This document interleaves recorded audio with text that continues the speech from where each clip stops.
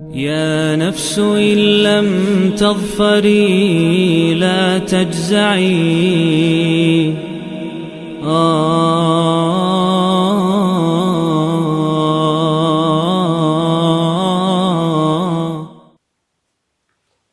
اعوذ باللہ من الشیطان الرجیم بسم اللہ الرحمن الرحیم۔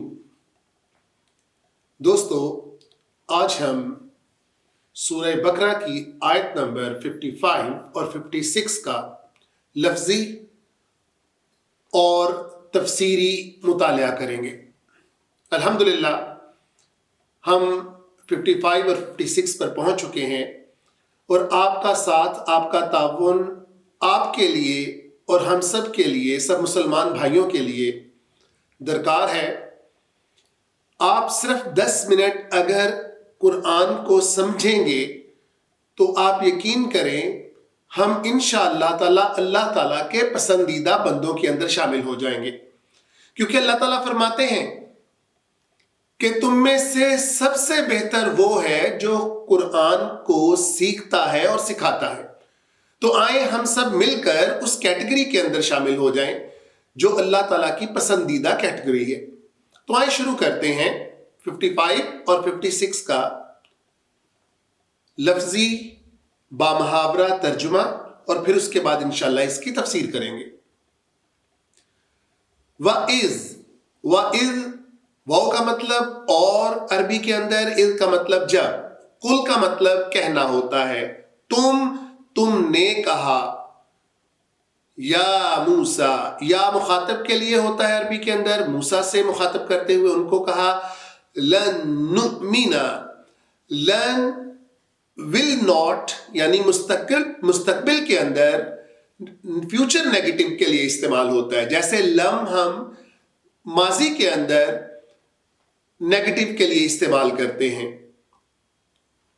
اسی طرح لن نؤمنا کا مطلب نون شروع کے اندر دیکھیں، نون کا مطلب جب بھی لفظ کے ساتھ نون لگ جاتا ہے تو اس کا مطلب ہوتا ہے ہم۔ نؤمنا، ہم ایمان نہیں لائیں گے، لن نؤمنا کس کے اوپر؟ لکا، تمہارے اوپر، حتی جب تک کہ، نرا، ارا کا مطلب عربی میں دیکھنا ہوتا ہے، نون شروع میں آیا، پھر اسی طرح سے نرا کا مطلب ہم دیکھنا لیں۔ کس کو دیکھنا لیں؟ اللہ کو۔ جہرا کا مطلب جیسے کہ ہماری نمازیں ہوتی ہیں، جہری نمازیں اور خفی نمازیں، اسی طرح جہرا کا مطلب بغیر پردے کے، جیسے ہم اس کو اونچی آواز میں سن رہے ہوتے ہیں، بالکل اسی طرح وہ اللہ تعالیٰ کو جہرا، بالکل سامنے دیکھنا چاہتے تھے۔ تو فَأَخَذَتْكُمْ، اخذ کا مطلب آ لینا، فا نے شدت کا اضافہ کیا اس کے اندر، کم تمہیں، اور پھر تم کو آ لیا، کس نے آ لیا؟ الصاعقہ، بجلی کی کڑک کی آواز کو صاعقہ کہتے ہیں، تو تمہیں اس کڑک نے آ لیا، وَأَنْتُمْ، اور تم، تنظرون، تم اس کا مشاہدہ کر رہے تھے، تم اس کو دیکھ رہے تھے۔ تا شروع میں آیا، اس کا مطلب تم، واو اور نون نے اس کو جمع کا صیغہ بنایا، تم اس کو دیکھ رہے تھے۔ ثم کا مطلب تب، بعثت کا مطلب اردو میں جلا دینا، بعثناکم، نون الف نا یہاں پر اللہ کے لیے استعمال ہو رہا ہے کہ ہم نے تمہیں بعثت دی، زندگی دی، کم تم کو، من بعدی، اس کے بعد، بعد کا مطلب آپ کو پتا ہے بعد ہوتا ہے اردو کے اندر بھی، من بعدی، اس کے بعد، موت اردو کا لفظ بھی ہے، موت مر جانا، کم تمہیں مرنے کے بعد زندگی دی۔ لعلکم کا مطلب تاکہ، عربی میں لعلکم تاکہ کے لیے استعمال ہوتا ہے۔ تشکرون، تا شروع میں آیا، شکر اردو میں بھی ہے، واو اور نون نے اس کو جمع کا صیغہ بنایا تاکہ تم سب شکر کرو۔ دوستو، اب یہاں پر ہمیں کچھ چیزوں کو سمجھنا ہوگا. اس کی تفسیر ہے، لہٰذا ہم اس کی تشریح کرنے کی کوشش کرتے ہیں. سب سے پہلے تو انہوں نے حضرت موسیٰ علیہ السلام جب 40 راتیں گزارنے کے بعد تختیوں کے اوپر احکام لے کر وہاں پر ان کے پاس پہنچے تو جاتے ہی انہوں نے شک کا اظہار کر دیا. انہوں نے کہا ہم نہیں مانتے، پتہ نہیں کہاں سے لے آئے ہو تم یہ تختیاں، ہم ان کے اوپر یقین نہیں رکھتے، ہمیں تو تم لے کر چلو جس طرح تمہیں یہ تختیاں دی گئیں، ہمیں بھی وہاں پر وہ سب کچھ منظر دکھلاؤ، ہم دیکھیں گے اپنی آنکھوں کے ساتھ اللہ تعالیٰ کو، تب ایمان لائیں گے. اب اللہ تعالیٰ تو حضرت موسیٰ علیہ السلام کو بھی نظر نہیں آئے، مگر ان احمقوں نے اس بات کا اندازہ نہیں کیا بلکہ ضد کرنا شروع کر دی. اور کہا جاتا ہے کہ یہ وہی 70 لوگ تھے جنہوں نے پہلے شرک کیا، انہی سرداروں میں سے تھے. ضد کر کے ان کے ساتھ حضرت موسیٰ علیہ السلام کے ساتھ وہاں پر طور کے مقام کے اوپر پہنچ گئے. اور اللہ تعالیٰ کے سامنے جب حضرت موسیٰ علیہ السلام نے ان کی تمام یہ فرمائشیں رکھ دیں تو اللہ تعالیٰ نے کہا یہ کیسے ممکن ہے. سب سے پہلے تو اللہ تعالیٰ نے اسی طرح ان کو بادل کے اندر ڈھانپ دیا. ہم آپ کو بعد میں بتاتے ہیں کہ یہ بادل کیا تھا، کون سا بادل تھا یہ، لیکن ان کو بادل کے اندر ڈھانپ دیا اور پھر اس میں سے اسی طرح آواز آئی، مگر انہوں نے اس کے اوپر قناعت نہ کی. انہوں نے کہا نہیں اللہ، ہم تو تمہیں سامنے دیکھنا چاہتے ہیں ورنہ ہم ایمان نہیں لائیں گے، دیکھیں کتنا احسان جتا رہے ہیں. تو اللہ کا غضب جب طاری ہوا اور انہوں نے ایک کڑک وہاں پر ماری تو وہ سب کے سب مر گئے ماں سوائے حضرت موسیٰ علیہ السلام کے. لیکن اس وقت جو چیز سمجھنے کی ہے وہ ہے شک. اگر ہم احادیث کا مطالعہ کرتے ہیں، بعض اوقات ہمیں کچھ احادیث ضعیف ملتی ہیں. وہ کیوں ضعیف ہوتی ہیں دوستو؟ وہ اس کا کوئی نہ کوئی لنک ایسا ہوتا ہے جس کے اوپر ہم ضعفت کا جو ہے وہ گمان کرتے ہیں، یعنی وہ جو راوی ہوتا ہے وہ اپنی وہ والی حیثیت نہیں رکھتا کہ اس کو ہم سکا بند راوی کہہ سکیں. لہٰذا ہم اس کی اہمیت کو بھی تھوڑا سا ہم نظر انداز کر دیتے ہیں کہ نہیں، اس کو ہم ضعیف کیٹیگری کے اندر رکھتے ہیں. تو ہم اس کو ماننے کے بعض اوقات پابند نہیں ہوتے، ہم کہہ دیتے ہیں بڑے آرام سے نہیں جی یہ حدیث تو ضعیف ہے. لیکن یہاں پر تو نبی کے اوپر ہی شک کیا جا رہا ہے.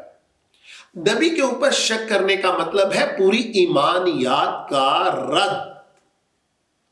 یعنی اگر دیکھیں جی نبی، ہم اللہ کو تو نہیں دیکھا کبھی، ہمیں نبی صلی اللہ علیہ وسلم نے بتایا، ہم ان کی امت میں سے ہیں کہ اللہ ہیں، انہوں نے یہ احکامات دیے، یہ کتاب دی، ان ملائکہ کے ذریعے آئی اور یہ سب کچھ تیاری یوم الآخرت کے لیے ہے، ہمیں ماننا ہے.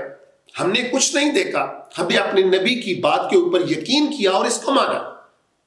لیکن آپ ذرا سوچیں، اگر یہ والا لنک، یہ والا جو سب سے امپورٹنٹ لنک ہے میسنجر کا لنک، یہ اس کے اوپر شک کا اظہار ہو جائے تو پھر تو سب کچھ ہی ختم ہو گیا.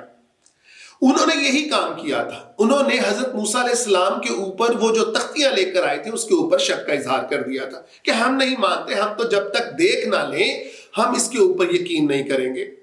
اور اس کے بدلے میں ان کے اوپر موت واقع ہوئی. اور پھر اللہ تعالیٰ نے بعد میں جب حضرت موسیٰ علیہ السلام نے کہا کہ یا اللہ میں تو ان کو ایمان کے رستے کے اوپر چلانے کی کوشش کر رہا ہوں اور یہ 70 سردار ہیں، ان کے بغیر جو قومیں ہیں وہ تو آپس میں لڑ مریں گی، میری عزت کا معاملہ ہے یا اللہ. اور گڑ گڑا پڑے حضرت موسیٰ علیہ السلام، وہاں گڑ گڑا پڑے اور کہا یا اللہ ان کو زندگی بخش دے، اور بار بار بار بار التجا کی.